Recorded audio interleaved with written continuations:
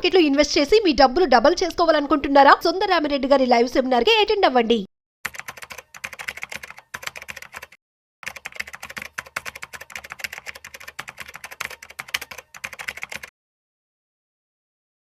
నమస్తే, welcome to Vishnu talks. నేను విష్ణు. ప్రస్తుతంతో పాటు సీనియర్ ఫినాన్స్ ప్రొఫెషనల్ గిరిబాబు గారు ఉన్నారు. గిరిబాబు గారితో మాట్లాడదాం. సార్ నమస్తే. సార్ నమస్తే అండి. Welcome to Suman TV. Thank you and welcome to Vishnu talks. Thank you అండి. సో గిరిబాబు గారు, last 2 days back Donald Trump H1B వీసాలకు సంబంధించి తీసుకున్న నిర్ణయం నిజంగా భారతీయులకి పెద్ద షాక్ అని చెప్పుకోవచ్చు. అండ్ అదేవిధంగా అక్కడ ఉన్నటువంటి ఐటీ కంపెనీలు కూడా ఈ నిర్ణయాన్ని ఇంకా డైజెస్ట్ చేసుకోలేకపోతున్నాయి. ఎందుకంటే అక్కడ ఉన్న కంపెనీల్లో ఎంప్లాయీ పనిచేయాలి అంటే ఒక్కొక్క ఎంప్లాయీకి ప్రతి కంపెనీ సంవత్సరానికి దగ్గర 80 నుంచి 90 లక్షల రూపాయలు పే చేస్తేనే ఆ H1B వీసా హోల్డర్ని ఆ కంపెనీ అంటే ఆ ఎంప్లాయీని అక్కడ పెట్టి పని చేయించుకోగలదు, హైర్ చేసుకోగలుగుతారు. సో లాస్ట్ 2 days బ్యాక్ వచ్చిన ఈ డెసిషన్ నిజంగా అంటే ఎస్పెషల్లీ ఇండియన్స్కి అయితే చాలా పెద్ద దెబ్బే అని చెప్పుకోవచ్చు. సో ఎందుకంటారు అసలు ఈ నిర్ణయం వెనుకున్న నేపథ్యం ఏంటి? ఎందుకు డొనాల్డ్ ట్రంప్ ఇంత పెద్ద కఠినమైన నిర్ణయం తీసుకున్నారు? దీన్ని మనము 2 angles చూడొచ్చు అండి. ఒకటి వచ్చేసి ఫస్ట్ డొనాల్డ్ ట్రంప్ అక్కడ రెండోసారి ప్రెసిడెంట్గా గెలవడం వెనుక major concept MAGA, make America great again. ఈ మాగా అనేది ఒక కాన్సెప్ట్ లాగా తీసుకొచ్చేసి దాన్ని ఒక టీం తయారు చేసేసి దానికి ఒక కాల్ సెంటర్ కూడా ఏర్పాటు చేశారు, మాగా కాల్ సెంటర్. అంటే వాళ్ళ ఉద్దేశం ఏంటి, వాళ్ళ యొక్క పని ఏంటి అంటే అమెరికాని మళ్ళీ గ్రేట్గా ఎలా చేయాలి. అందులో భాగంగా వాళ్ళు తీసుకొచ్చిన కొన్ని స్టెప్స్ ఏది, పౌరసత్వం ఇక్కడ స్వతహాగా పుట్టిన వాళ్ళకి పుడితేనే వస్తుంది, కానీ ఇక్కడ నుంచి వచ్చి ఈ H1B వీసా లేకపోతే గ్రీన్ కార్డ్ తీసుకొని పుట్టిన వాళ్ళకు రాదు అని కొన్ని రకాల నిర్ణయాలు తీసుకోవడము. రాజ్యాంగంలో అది లేదు యాక్చువల్గా, అలాంటి వాటిని కూడా తీసుకురావడము. దాంట్లో భాగంగా మనం లాస్ట్ నవంబర్లో గెలిచినప్పటి నుంచి ప్రతి నెల ఏదో ఒక కొత్త రూల్స్ పెడుతున్నాడు. అందులో టారిఫ్స్ ఒకటి చాలా ఇబ్బంది పెట్టేలాగా, ప్రపంచంలో ఉన్న అన్ని దేశాలని వదిలిపెట్టకుండా ఇంక్లూడింగ్ ఇండియా, మాకు చాలా క్లోజ్ ఫ్రెండ్ ఇండియా అని అంటూనే మన మీద 25% వేసి మళ్ళీ ఇమీడియట్లీ మీరు క్రూడ్ ఆయిల్ రష్యా దగ్గర కొనబట్టి వాళ్ళకి డబ్బులు రాబట్టి ఉక్రెయిన్ మీద మీరు మన వార్ జరుగుతోంది. సో ఇండైరెక్ట్ గా ఉక్రెయిన్ వారికి ఇండియానే కారణం అని చెప్పి మన మీద ఇంకొక 25% అదనంగా వేశాడు. ఇవన్నీ ఏంటంటే ఒక సాధింపు చర్యలు ఇవన్నీ లాంటివే సాకులు. ఇవన్నీ కూడా ఇవన్నీ ఒక ఎత్తు అయితే, ఇప్పుడు డైరెక్ట్ ఇంపాక్ట్, ఇప్పుడు ఈ టారిఫ్స్ వేయడం అనేది దేశం మీద ఇంపాక్ట్ అవుతుంది. తర్వాత ఇంకా అంతకుముందు తీసుకున్న చర్యలు అన్నీ కూడా దేశం మీద మ్యాక్రో లెవెల్ ఇంపాక్ట్ అవుతాయి. కానీ ఇప్పుడు తీసుకున్న చర్య డైరెక్ట్ మైక్రో లెవెల్లో ఇంపాక్ట్ అవుతుంది. ఎట్లా అంటే ఇప్పుడు వాళ్ళు ఎవ్రీ ఇయర్ లాటరీ పద్ధతి ద్వారా H1B వీసాస్ రిలీజ్ చేస్తుంది అమెరికన్ గవర్నమెంట్. ఇందులో మెజారిటీ ఆఫ్ H1B వీసాస్ పొందేది ఇండియానే, అంటే 71%. ఈ 71% ఆఫ్ వీసాస్ వాళ్ళు ఏవైతే రిలీజ్ చేస్తారో ఎవ్రీ ఇయర్ లాటరీ ద్వారా, అందులో 71% వీసాలు ఇండియా నుంచే వాళ్ళు తీసుకుంటారు. ఇందులో మేజర్ వచ్చేసి పెద్ద tech companies like Microsoft, Google, Amazon, తర్వాత మెటా, ఇవందరూ కూడా తీసుకునే ఆఫ్షోర్ ఎంప్లాయీస్ అంటే ఇతర దేశస్తుల ఎంప్లాయీస్. అందులో మేజర్ ఇండియా. ఇక్కడ నుంచి తీసుకెళ్ళేటప్పుడు వీళ్ళంతా స్కిల్ వర్కర్స్, స్కిల్ ఎంప్లాయీస్. వీళ్ళు మా కంపెనీకి కావాలి అని ప్రూఫ్ చూపించేసి వాళ్ళకి జస్టిఫై చేసి తీసుకుంటారు. అలా తీసుకున్నప్పుడు ఒక్కొక్క ఎంప్లాయీకి ఇదివరకు $1,000 ఉండేది, దాన్ని ఒకేసారి తీసుకెళ్లిపోయి 1 crore చేసేసాడు. అంటే మన కరెన్సీ చెప్పాలంటే ఒక 90 లక్షల నుంచి 1 crore రఫ్లీ రౌండ్ ఆఫ్, అతను 85 లక్షలు 90 లక్షలు అవుతుంది. అంటే $1 million అర్థం nothing but $10 lakh, nothing but or $1 million. $1 million కడితే ఒక H1B వీసా యాక్సెప్ట్ అవుతుంది. అంటే H1B వీసాకి అప్లై చేయాలి, తో పాటుగా ఒక ఫీజు కట్టాలన్నమాట. ఆ ఫీజు కడితే ఎన్నైతే లాటరీలో అలాట్ అవుతాయో అలాట్ అన్న పెద్దనే కట్టాలి. ఇది డైరెక్ట్గా కంపెనీ మీద మన ఫైనాన్షియల్ బర్డన్ పెరిగిపోతుంది. అది ఎంత బర్డన్ అవుతుందంటే, ఒక ఎంప్లాయీకి శాలరీ ఇవ్వాలి, అమెరికాలో జాబ్ చేయాలంటే ప్యాకేజెస్ ఎక్కువ ఉంటాయి, ఇండియాలా కాదు. దాంతోపాటుగా ఒక $1 million ఎక్స్ట్రా పే చేసి ఆ ఎంప్లాయీని తెచ్చుకోవాలి. తెచ్చుకుంటే కంపెనీకి ఎంత ఫీజిబిలిటీ ఉంటుంది. అండ్ ఇంకొకటి, ఈ న్యూస్ రాగానే మొన్న ఫ్రైడే నైట్ వచ్చేసి implementation from the early వర్సల్ Monday అని చెప్పగానే ఇమీడియట్లీ మైక్రోసాఫ్ట్ అయితే అందరికి మెయిల్స్ పెట్టేసి మీరు ఎక్కడ అందరూ కూడా పరిగెత్తుకుంటూ వచ్చేయండి, లేకపోతే మీరు రాకపోతే అక్కడే ఉండిపోతారు, మళ్ళీ మీకు మేము $1 million కట్టాల్సి వస్తుందని చెప్పారు. కానీ అవన్నీ క్లారిటీ ఇచ్చేసారు. అది కాదు, ఎగ్జిస్టింగ్ ఎవరికైతే H1B వీసా ఉందో వాళ్లకు కట్టక్కర్లేదు, ఎగ్జిస్టింగ్ ఉన్న వాళ్ళు రెన్యువల్స్కి వస్తే కట్టక్కర్లేదు. ఇప్పుడు ఎవరైతే కొత్తగా H1B వీసా కావాలని అప్లై చేసి అలాట్ అవుతారో వాళ్లకు మాత్రమే.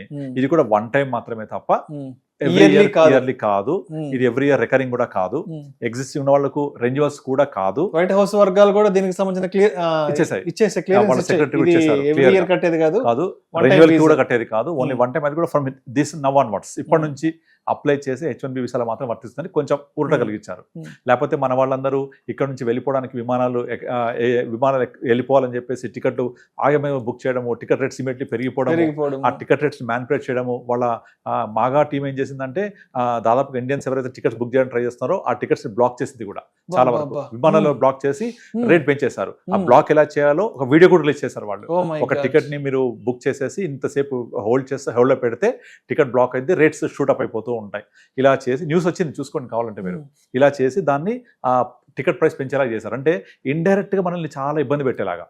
అంటే ఎక్కడ అక్కడ బ్లాక్ చేసి అక్కడ ఉన్న వాళ్ళు తెరవేయాలి, ఇక్కడ ఉన్న అక్కడ రాకుండా చేయాలి. ఎందుకంటే దీని వెనక మొత్తం అంతా కూడా వాళ్ళు చెప్పేది ఏంటంటే మన తెలంగాణ ఉద్యమం వెనక ఊపిరి ఏంటి, నీళ్లు నిధులు నియామకాలు. ఎగ్జాక్ట్లీ వీళ్ళు కూడా అంతే. డొనాల్డ్ ట్రంప్ గెలవడానికి ముఖ్య కారణం ఇక్కడ మన ఉద్యోగాలు మనకే, మన స్థానిక ఉద్యోగాలు స్థానికులకే ఉండాలి, ఇక్కడ ఉత్పత్తి జరగాలి, ఈ ఉత్పత్తి ఇక్కడే సేల్ అవ్వాలి. సో అమెరికా అనేది పెత్తనం కాదు, మన ప్రపంచం మీద మన పెత్తనం కాదు, మనము ఫస్ట్ మనతో మమేకం అయ్యి మన దేశం ముందుకెళ్ళాలి. Make America great again. ఈ కాన్సెప్ట్కి అనుకూలంగా ఉండేలాగే స్టెప్స్ తీసుకుంటూ వస్తున్నాడు. అయితే ఇలా తీసుకొని మనకి ఇబ్బంది పెట్టే పరిస్థితి తీసుకొచ్చేసాడు. ఎందుకు అంటే ఇప్పుడు ఇండియాలో చూస్తే దాదాపుగా మీకు ఒక మంచి IITs చదువుకున్న వాళ్ళు కానీ, లేదా ఇది ఒక టెక్నాలజీ ఒకటే కాదు, ఈవెన్ ప్రొఫెషనల్ డిగ్రీ ఉన్న డాక్టర్స్ లాంటి వాళ్ళు, లేదంటే కొంచెం లీగల్ సర్వీసెస్ ఉన్న వాళ్ళు, any other segment, chartered accountants, పెద్ద పెద్ద చార్టర్డ్ అకౌంటెంట్స్, వీళ్ళందరూ కూడా ఇండియాలో నుంచి నాకు ఏమైనా గుడ్ ప్యాకేజ్ కావాలి, మంచి వేతనాలు కావాలి, మంచి వర్క్ కల్చర్ కావాలి అంటే వాళ్ళకి ఫస్ట్ అమెరికా కనపడుతుంది.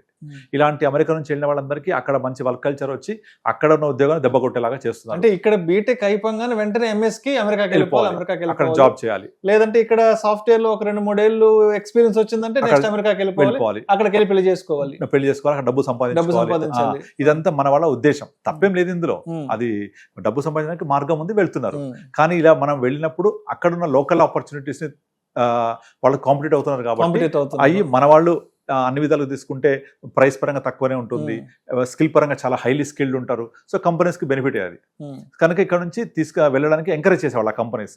బట్ ఈ వీసా ఫీ ఇంత భారీగా పెంచడం $1,000 నుంచి $1 million. అంటే అంతకు ముందు ఒక 80-85 వేలు ఉండేది, ఇవాళ 85 నుంచి 90 లక్షలు. ఎక్కడ చూడండి, 85 వేలు ఎక్కడ, 85 లక్షలు, 100 రెట్లు పెంచేశాడు. 100 రెట్లు పెంచితే మళ్ళీ నెంబర్ ఆఫ్ వీసాస్ ఇంటూ ఈ ప్రైస్ తీసుకుంటే ఎక్కడికో వెళ్ళిపోద్ది. ఇప్పుడు మన గోల్డెన్ వీసా కూడా ఇంట్రొడ్యూస్ చేశారు కదా, 8 కోట్లు కట్టాలి మన కరెన్సీలో, కడితే గోల్డెన్ వీసా వస్తుంది. అందులో 1/10 H1B వీసా. అంటే ఒక విధంగా ఇది డబ్బు రావడమే కాకుండా ఇతర దేశస్తులు రావాలంటే కూడా కొంత అడ్డంకులు సృష్టించడం జరుగుతుంది. సో దీనివల్ల ఏమవుతుందంటే మన అక్కడున్న టెక్ కంపెనీస్ కి ఇది కొంచెం ఆర్థికంగా భారమే, ఆర్థికం చాలా భారం. ఎందుకంటే అంత ముందు 80-85 వేలు కట్టే వాళ్ళు ఒక మనిషి మీద, ఈ రోజు 85 నుంచి 90 లక్షలు కట్టాలంటే ఆ కంపెనీస్ కి ఫైనాన్షియల్ గా ఎంత పెద్ద బ్యారియర్ అవుతుంది. కరెక్టే. అయితే ఇప్పుడు అక్కడున్న లోకల్ కంపెనీస్ ఇక కొత్తగా ఇక్కడి నుంచి తీసుకుపోవాలంటే ఆలోచిస్తాయి. ఓకే, ఇది నెగటివ్. బట్ ఒక మంచి అదృష్టం ఏంటంటే రెన్యువల్ మీద లేదు, అండ్ ఆల్రెడీ ఎగ్జిస్టింగ్ వాళ్ళు కట్టక్కర్లేదు. మీరు ఆల్రెడీ ఎగ్జిస్టింగ్ వాళ్ళు ఎన్నిసార్లు రావచ్చు పోవచ్చు, తర్వాత రెన్యువల్ చేసేప్పుడు మీకు ఈ ఫీజు వర్తించదు, పాతది వర్తిస్తవి. ఇలా చెప్పడం వల్ల కొంతవరకు ఊరట కలిగినట్టు. కానీ ఇది ఫ్యూచర్ ఆలోచిద్దాం మనం ఏం జరుగుద్ది అనేది. ఇప్పుడు నార్మల్గా ఇలా వాళ్ళు ఇండియా నుంచి తీసుకెళ్లాలంటే చాలా భారం అవుతారు కదా మన ఎంప్లాయీస్ అందరూ కూడా. అప్పుడు ఏమవుతుంది, ఆ కంపెనీస్ ఇండియాకి వచ్చి ఇక్కడ ఒక ఆఫీస్ ఎస్టాబ్లిష్ చేస్తే అది మనకి ఎంతవరకు వర్కౌట్ అవుతుంది, ఏది ఫీజిబుల్ గా ఉంటుంది. ఆ కంపెనీ ఇండియా తీసుకొచ్చి ఇక్కడ మన స్టేట్ గవర్నమెంట్స్ కానీ సెంట్రల్ గవర్నమెంట్స్ కానీ వెల్కమ్ చెప్తే వాళ్ళు వస్తామంటే వాళ్ళకి కావాల్సిన ఇన్ఫ్రాస్ట్రక్చర్ ప్రొవైడ్ చేస్తాం మనం. ప్రొవైడ్ చేసి ఒక కంపెనీ ఎస్టాబ్లిష్ చేస్తే ఒక బిల్డింగ్ కదా, అక్కడ ఎంప్లాయీస్ హైర్ చేసుకొని తీసుకుంటే అయిపోతుంది. అది ఎంత తొందరగా చేయొచ్చు, ఎంత తక్కువ కాస్ట్ లో చేయొచ్చు అని చూసుకొని వాళ్ళు ఆలోచిస్తే కనుక ఇండియాకి వచ్చి చేయడమే చాలా లో కాస్ట్ లో పడుతుంది అని అర్థమవుతుంది. అదే ఆఫీస్ తీసుకెళ్లి మాదాపూర్లోనే గచ్చిబౌలిలో పెట్టుకుంటే వర్కౌట్ అయిపోతుంది కదా. ఇది పర్ హెడ్ 1 million కట్టక్కర్లేదు కదా. తర్వాత ఇక్కడ మన గవర్నమెంట్స్ అని కూడా ఇన్ఫ్రాస్ట్రక్చర్, తర్వాత ఈ ఎంప్లాయ్మెంట్ జనరేట్ చేస్తాము అంటే ల్యాండ్ తక్కువ రేట్కి ఇచ్చేస్తారు, ఫ్రీగా ఇస్తారు, ఎలక్ట్రిసిటీ సబ్సిడీస్ లో ఇస్తారు, అన్ని రకాల ఫెసిలిటీస్ ప్రొవైడ్ చేస్తారు. ఎందుకంటే మేము ఇంత ఎంప్లాయ్మెంట్ జనరేట్ చేస్తాము అని కనుక చూపించగలిగితే కనబడుతుంది కూడా. 5-10 లక్షలు రెంట్ కట్టుకున్న చాలు, కమర్షియల్ స్పేస్ కి వచ్చేస్తుంది. దీనివల్ల ఇండియాకి ఇది చాలా చాలా చాలా మంచి పరిణామం. సో మన ఇండియన్ ఎకానమీ బూస్ట్ అవ్వడానికి, తర్వాత ఇన్ఫ్రాస్ట్రక్చర్ ఇక్కడ లోకల్లో బిల్డ్ అవ్వడానికి, మన ఇక్కడ చదువుకున్న వాళ్ళకి ఇక్కడ ఉద్యోగాలు దొరకడానికి అన్ని విధాలుగా ఇది సపోర్ట్ అవుతుంది. ఇప్పుడు ఒక టెక్ కంపెనీ కనుక ఎస్టాబ్లిష్ చేస్తే ఫర్ ఎగ్జాంపుల్ ఒక 20,000 మంది హెడ్ కౌంట్ ఉన్నారు అనుకోండి, అంటే చదువుకున్న వాళ్ళకి జాబ్లు వచ్చినట్టే లోపల. ఆ 20,000 మంది ఎంప్లాయీస్ ఉన్నారంటే వాళ్ళకు సపోర్ట్ స్టాఫ్ ఎంతమంది కావాలి, సర్వీస్ స్టాఫ్ ఎంతమంది కావాలి, క్యాబ్స్ ఎంతమంది కావాలి, హాస్పిటాలిటీ ఇవన్నీ అవసరం అయితే. అంటే చదువుకున్న వాళ్ళకి లోపల ఉద్యోగాలు దొరుకుతాయి, చదువు లేని వాళ్ళకు సర్వీస్ స్టాఫ్ గా, సపోర్ట్ స్టాఫ్ గా, సర్వెంట్ లాగా సపోర్ట్ అవుతుంది. వాళ్ళందరికీ మన ఉద్యోగాలు వస్తాయి, జీతాలు వస్తాయి, సర్వీస్ వస్తాయి, తర్వాత మన హోమ్ మేడ్ సర్వీస్ వస్తాయి. వీళ్ళందరూ ఉండడానికి కొంచెం ఇల్లు కొనుక్కుంటారు, అట్లా రియల్ ఎస్టేట్ డెవలప్ అవుతుంది, అండ్ వాళ్ళకు ఇన్ఫ్రాస్ట్రక్చర్ బిల్డ్ అవుతుంది, వాళ్ళకు మాల్స్ అవసరం అయితే, హాస్పిటల్స్, స్కూల్స్, ఇవన్నీ మనకు తెలియకుండా ఇన్ఫ్రాస్ట్రక్చర్ బిల్డ్ అవుతూనే ఉంటుంది. ఇప్పుడు ఒక హైటెక్ సిటీ దగ్గర ఐటీ హబ్ ఇలా డెవలప్ అవడం వల్ల ఇన్ని లక్షల మందికి ఉపాధి దొరకడం వల్ల ఇన్ని లక్షల మంది ఇండైరెక్ట్ గా డిపెండ్ అయ్యారు దాని మీద, వాళ్ళ మీద. అంతమందికి ఇండైరెక్ట్ గా హెల్ప్ అవుతుంది కదా. కుకట్పల్లి, మాదాపూర్, గచ్చిబౌలి, కొండాపూర్ ఇవన్నీ ఏరియాస్ అలా ప్రాస్పరస్ అయినాయి కదా. ఇవాళ మన లాంటి వాళ్ళందరం ఇవాళ పక్క డిస్ట్రిక్ట్స్ నుంచి ఇవాళ హైదరాబాద్ కు వచ్చి సెటిల్ అయ్యామంటే all because of one of the reason IT. So అలాంటి మళ్ళీ ఒక మంచి రెవల్యూషనరీ చేంజ్ రావడానికి ఒక పునాది అనుకోవచ్చు ఇది, ఇన్ పాజిటివ్ యాంగిల్. సో అసలు ఇంత పాజిటివ్ యాంగిల్ పెట్టుకొని దీన్ని మనం బాధపడాల్సిన అవసరమే లేదు. ఇండియన్ ఎకానమీ బూస్ట్ అవుతుంది, మార్కెట్స్ పెరుగుతాయి, టెక్నాలజీస్ లో కాస్ట్ అందించగలుగుతారు, అన్ని విధాలుగా బెనిఫిట్ యాక్చువల్లీ ఇండియాకి ఇన్ లాంగ్ రన్. అందుకనే డొనాల్డ్ ట్రంప్ ఆస్పెక్ట్, ఆయన పర్సెప్షన్ ప్రకారం అంటే ఆయన మనల్ని ఏదో చేద్దాము, మనల్ని ఏదో ఆపేద్దాం అనుకుంటున్నాడు కానీ, బట్ ఆయన తీసుకున్న ఈ నిర్ణయం వల్ల ఇది ఫర్దర్ గా నెక్స్ట్ ఒక 2-3 ఏళ్ళు, ఒక 4-5 ఏళ్ళ తర్వాత ఎగ్జాక్ట్లీ ఇండస్ట్రియల్ రెవల్యూషన్ ఇక్కడ మనకి బాగా వస్తుంది. ఎగ్జాక్ట్లీ ఇదే పాయింట్ నిన్న ప్రైమ్ మినిస్టర్ జాతి ఉద్దేశించి ప్రసంగిస్తూ మనం ఏదైతే ఇప్పుడు వార్ కైండ్ ఆఫ్ సిచ్యువేషన్ చూస్తున్నామో దీనికి ఒకటే ఒక సొల్యూషన్, ఆత్మనిర్భర్ భారత్ అంటే సెల్ఫ్ సస్టైనబిలిటీ. ఇక్కడ నుంచి స్వయంగా మనం సమృద్ధి చేసుకోవాలి, ప్రతిదీ మనమే చేసుకోవాలి, ఆధారపడవద్దు, మనం ఎక్స్పోర్ట్ ఓరియంటెడ్ ఉండాలి, ఇంపోర్ట్ చేసుకోవద్దు. ఇలాంటి ఉద్దేశంలోనే తను నిన్న ప్రైమ్ మినిస్టర్ గారు మాట్లాడుతూ చెప్పారు. అదంతా కూడా క్లియర్ గా సాకారం అవ్వడానికి చాలా స్కోప్ ఉంటుంది ఇలాంటి పిచ్చి పిచ్చి నిర్ణయాలు తీసుకోవడం వల్ల. ఎందుకంటే కంపెనీస్ అన్ని డిఫరెంట్ ఆలోచిస్తాయి, ఆలోచించి వాళ్ళు మాకు ఎంతమంది ఎంప్లాయీస్ తీసుకురావాలి, ఇక్కడికి ఎంత ఎక్స్పెండిచర్ అవుతుంది, ఇదే మేము కనుక ఇండియాలో పెడితే ఎంత వర్కౌట్ అవుతుంది, అది ఆలోచిస్తే డెఫినెట్లీ ఇండియాలో ఎస్టాబ్లిష్ చేయడం చాలా తక్కువ రేట్ పడుతుంది, ఇండియాకే బెనిఫిట్ అవుతుంది లాంగ్ రన్ లో. సో మొత్తానికి మనల్ని దెబ్బ కొడదాం అనుకున్న నిర్ణయం ఇది భవిష్యత్తులో ఇది మనకే ఒక మంచి వరంగా పరిణమిస్తారు. అంటే ఇండస్ట్రియల్ గా మనం ఇంకా గ్రో అవ్వడానికి, ఇండియాలోనే ఇంకా ఉపాధి ఉద్యోగ అవకాశాలు దొరకడానికి ఇది ఇంకా అంటే ప్రత్యక్షంగా పరోక్షంగా ఏ విధంగా చూసినా ఇది మనకే బెనిఫిట్ అవుతుంది. ఎగ్జాక్ట్లీ. అయితే ఇక్కడ ఇంకొక పాయింట్, అసలు వాళ్ళు ఇలాంటి ఒక డెసిషన్ తీసుకోవడానికి ఉన్న నేపథ్యం ఏంటి, కారణం ఏంటి అని చూస్తే ఒక్కసారి చూద్దాం. ఏంటి యాక్చువల్ గా ఒక ఇండియా నుంచి యుఎస్కే వెళ్ళిన మన ఉద్యోగులు అయితే వలస వెళ్దామని చెప్పొచ్చు. వీళ్ళందరినీ 2 phases గా డివైడ్ చేయొచ్చు. ఒకళ్ళు బిఫోర్ 2000 ఒక వర్గం, ఆఫ్టర్ 2000 ఒక వర్గం. అయితే బిఫోర్ 2000 ఇయర్ కి ముందు వెళ్ళిన వాళ్ళు యుఎస్లో వాళ్ళు సెటిల్ అయ్యి అక్కడ కల్చర్తో మమేకమై హ్యాపీగా లైఫ్ లీడ్ చేస్తున్నారు. కానీ 2000 ఇయర్ తర్వాత వెళ్ళిన వాళ్ళంతా కూడా మన కల్చర్ని అక్కడ ఇంపోర్ట్ చేసుకొని మన కల్చర్ని అక్కడ గ్రో చేయడానికి ట్రై చేస్తున్నారు. ఉదాహరణకి ఇప్పుడు ఇక్కడ ఏదైనా పండుగలు జరిగాయి అనుకోండి, మనం ఇంట్లో చేసుకుంటాం, బట్ అక్కడ మెజారిటీ ఆఫ్ ప్లేసెస్లలో వీధులలో పండుగలు జరుపుకోవడము, పబ్లిక్ ప్లేసెస్లలో ఇలా ఉత్సవాలు జరపడము, మన శ్రీరామనవమి ఏంటి, తర్వాత దసరా, దీవాలి, తర్వాత మన సిక్కులది గురునానక్ జయంతి అప్పుడు అలా చాలా సినిమా రిలీజ్ చెప్పక్కర్లేదు. ఇక మన హైదరాబాద్ ఎంత హడావుడి అయితే అంత డబల్ హడావుడి, ర్యాలీలు చేయడము, సినిమా హీరోలు అక్కడికి వెళ్ళిపోయి అక్కడ ప్రదర్శనలు చేయడము, ఇవన్నీ కూడా అక్కడున్న లోకల్ కల్చర్ కి డిస్టర్బ్ చేయడమే. ఆ లోకల్ కల్చర్ కి ఎప్పుడైతే డిస్టర్బ్ అయ్యి, ఆ లోకల్ కల్చర్ ఎప్పుడైతే వాళ్ళ లోకల్ పీపుల్ అయితే వీళ్ళు ఏదో వచ్చి ఇక్కడ మనతో ఉండకుండా వాళ్ళ కల్చర్ని మనకి ఇంపోర్ట్ చేస్తున్న ఒక చిన్న అభద్రతా భావం కనపడుతుంది వాళ్ళకు. లోతుగా ఆలోచిస్తే ఇది చాలా అండర్లైన్ కరెంట్ నడుస్తుంది ఇది. అందుకనే ఇప్పుడు డొనాల్డ్ ట్రంప్ ఇలాంటి డెసిషన్ తీసుకుంటూ ఎవరు యాజిటేషన్ చేయట్లే అక్కడ. అలా చేయడం వల్ల మనకు ఉద్యోగాలు వస్తే ఒక పాజిటివ్ యాంగిలే కాకుండా కంపెనీస్కి బర్డన్ అయితే కదా, ఎవరు అపోజ్ చేయట్లేదు. ఎందుకంటే వాళ్ళ మీద వ్యతిరేకత పెరుగుతోంది. అండ్ ఇంకా ఇప్పుడు పొలిటికల్ పార్టీస్ ఉన్నాయి, ఆ పొలిటికల్ పార్టీస్ యొక్క బ్రాంచ్లు అక్కడ ఎస్టాబ్లిష్ చేసేసి ఫండ్ రైజింగ్ చేస్తున్నారు. ఆ ఫండ్స్ ఏ విధంగా ఉపయోగిస్తారు, అక్కడ FBI రిపోర్ట్ తయారు చేసింది. మన ప్రైమ్ మినిస్టర్ ఆఫ్ ఇండియా ఈ టారిఫ్స్ గురించి డిస్కషన్ వచ్చేప్పుడు ఫస్ట్ ఇమీడియట్లీ అక్కడ వెళ్ళి డిస్కస్ చేస్తే FBI మొత్తం రిపోర్ట్ ముందు పెట్టింది. ఇక్కడ నుంచి వచ్చిన ఇండియన్స్ ఏం చేస్తున్నారు, వాళ్ళు చదువుకోవడానికి చదువు అయిపోయాక ఏం చేస్తున్నారు, వాళ్ళకున్న రూల్స్ ఏంటి, ఆ రూల్స్ ఎలా అతిక్రమిస్తున్నారు. నార్మల్గా చదువు అయిపోయిన తర్వాత వాళ్ళు క్యాంపస్ వరకే పరిమితం వాళ్ళు ఉద్యోగం చేయడానికి, కానీ బియాండ్ దట్ రెస్టారెంట్స్లలో అన్ని చోట్ల బియాండ్ టైం వర్క్ చేస్తూ లోకల్లో ఉండే ఆపర్చునిటీస్ని కూడా గ్రాప్ చేసుకొని లోకల్ హెడ్స్కి ఇబ్బంది కలిగేలా చేస్తున్నారు. ఇవన్నీ ప్రైమ్ మినిస్టర్ ముందు పెట్టింది కాబట్టి రిపోర్ట్ FBI, ప్రైమ్ మినిస్టర్ ఏం మాట్లాడలేకపోయారు. This is a confidential report which came in news also. అంటే ఇక్కడ నుంచి వెళ్ళిన మన వాళ్ళు అక్కడ Culture లో తక్కువ జీతానికే పనిచేయడం, పనిచేయడము. తర్వాత ఎక్స్ట్రా అవర్స్ అంటే మామూలుగా చేయడము. 8-9 అవర్స్ దానికి మించి 12 గంటలు 13 గంటలు పనిచేయడం. ఇలా చేస్తూ వాళ్ళ కల్చర్ని కొంత కలుషితం చేస్తూనే చెప్పొచ్చు. వాళ్ళ కల్చర్ని అంటే మనము అంటే ఇంట్లో పండగ మన చేసుకోవచ్చు, వాళ్ళు అక్కడ ఆక్యుపై చేస్తున్నారు. చేస్తున్నారు. ఎగ్జాక్ట్లీ. మనం ఇంట్లో పండగ చేసుకోవచ్చు, ఇంట్లో ఏమైనా చేసుకోవచ్చు, ఎవరు కాదనరు. కానీ వీధుల్లోకి వచ్చి వాళ్ళ ఒక సాధారణ జీవన శైలికి, వాళ్ళ ప్రశాంతమైన జీవన శైలికి కొంచెం ఇబ్బంది కలిగించేలాగా ఇలాంటి సామూహిక ర్యాలీలు, చేయడము, ఉత్సవాలు పండగలు. చేయడము. ముఖ్యంగా ఈ పొలిటికల్ పార్టీస్ పొలిటికల్ ఎలక్షన్స్ అప్పుడైతే ఆల్మోస్ట్ సిమిలర్ హైదరాబాద్ లాంటి ప్లేస్ లో ఉండే లాంటి వాతావరణం చూడొచ్చు మనం, డల్లాస్ లాంటి ఏరియాస్లలో. ఇది అక్కడ చాలా ఇబ్బందికర పరిణామం. అదే మనం ఉంటే క్లోజ్డ్ గ్రూప్ లో చేసుకోవాలి, అలా కాకుండా బహిరంగంగా. ఇక మన తెలుగు అసోసియేషన్స్ చాలా ఉన్నాయి, ముఖ్యంగా తెలుగు వాళ్ళు. ఇదంతా తెలుగు అసోసియేషన్స్ అయితే ఏంటి, ఇక ప్రతి చోట కూడా గ్యాదరింగ్స్, డబ్బులు కలెక్ట్ చేయడము, ఆ తర్వాత కొన్ని రకాల అరాచక పనులు, కమ్యూనిటీకి సంబంధించిన అసోసియేషన్స్ క్రియేట్ చేయడం, ఇవన్నీ చాలా ఎక్కువైపోయాయి ఈ మధ్య కాలంలో. దాంతో లోకలైట్స్ కూడా చెప్తున్నారు ఈ కల్చర్ మంచిది కాదు, ఈ కల్చర్ మనము ఇక్కడ వచ్చి వీళ్ళతో మమేకం అయిపోవాల్సింది, కానీ మనం వాళ్ళ కల్చర్ని ఇబ్బంది కలిగిస్తూ మనం ఇలా చేయకూడదని వాళ్ళు కూడా చెప్తున్నారు. అందుకని ఇంకొక ఎగ్జాంపుల్, యూకేలో రీసెంట్గా ఒక 10 రోజుల క్రితం యూకే చరిత్రలోనే అతిపెద్ద ర్యాలీ జరిగింది, గో బ్యాక్ వలసదారులు అని చెప్పేసి. అందరూ ఎవరైతే వలస వచ్చారో వాళ్ళందరినీ వెళ్ళిపోమని చెప్తూ యూకే చరిత్రలోనే అతిపెద్ద ర్యాలీ జరిగింది.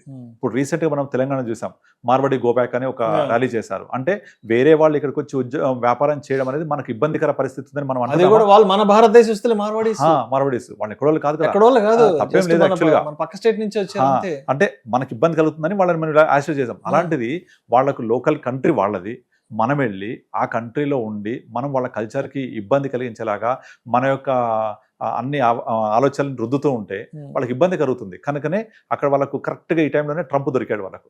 ఏది వాళ్ళ యొక్క నెగిటివిటీ, మా లోకల్లో మా ఉద్యోగాలు, మా అన్ని ఆపర్చునిటీస్ పోతున్నాయి అసహనానికి ఎగ్జాక్ట్లీ ట్రంప్ దొరికాడు. అందుకనే వాళ్ళు అక్కడ ఎటువంటి ఇబ్బంది లేకుండా అతను చేసే పనులన్నిటికీ సపోర్ట్ చేస్తున్నారు. అక్కడ కొన్ని విషయాల్లో అపోజ్ చేస్తున్నారు, బట్ ఓవరాల్గా ఏంటంటే ఇలాంటి పనులు చేయడం వల్ల, ఇలాంటి వాతావరణం ఉండడం వల్ల ట్రంప్ కూడా ఆలోచన వచ్చి వాళ్ళ మాగా టీం మనం ఏ విధంగా అమెరికన్ కల్చర్ని, అమెరికన్ ఎంప్లాయీస్ని, అమెరికా జాబ్ ఆపర్చునిటీస్ని, అమెరికా గ్రోత్ స్టోరీని ఎలా రిటైన్ చేసుకోవాలి అని ఆలోచిస్తున్నారు. సో మనం వెళ్ళే వాళ్ళతో ఉద్యోగం చేసి అక్కడ ఉంటే సరిపోయేది, కానీ వాళ్ళని ఎప్పుడైతే మనము డామినేట్ చేయడం ట్రై చేస్తున్నామో, డిస్టర్బ్ చేయడం చేస్తున్నామో, అన్ని ఇబ్బందికర పరిణామాలు ఉంటుంటాయి. దాని పర్యవసానమే ఇప్పుడు చూస్తున్నాయి ఇవన్నీ కూడా. సో దీని వెనక చాలా ఇట్లాంటి బ్యాక్గ్రౌండ్ ఉంది. కనుకనే మనము ఒక విధంగా పాజిటివ్ యాంగిల్ ఏంటంటే ఇండియా గ్రో అవుతుంది, మంచి పరిణామం. నెగిటివ్ యాంగిల్ ఏంటంటే ఆపర్చునిటీస్ అనేవి మనం మిస్ అవుతాం. ఇండియా ఎంత గ్రో అయినా, ఇండియా లాంటి హ్యూజ్ పాపులేస్టిక్ కంట్రీకి మనమే ఇవ్వలేం ఆపర్చునిటీ అన్ని కూడా. We need definitely global economy, we need definitely American employment.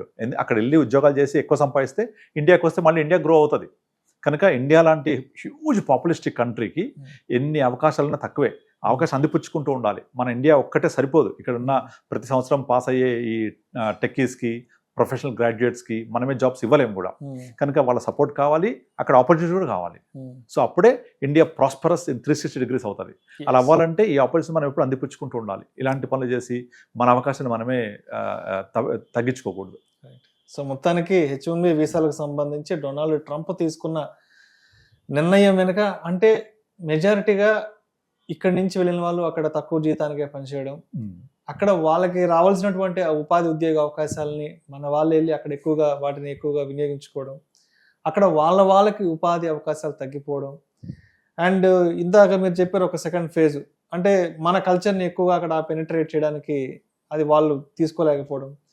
And మరొక కోణంలో చూస్తే ఇప్పుడు వాళ్ళు తీసుకున్న ఎడిషన్ అయితే రాబోయే రోజుల్లో ఇక్కడ మనకి పారిశ్రామికంగా ఎకానమిక్ గా డెవలప్ అవడానికి చాలా స్కోప్ మనకైతే స్కోప్ ఉందంటారు.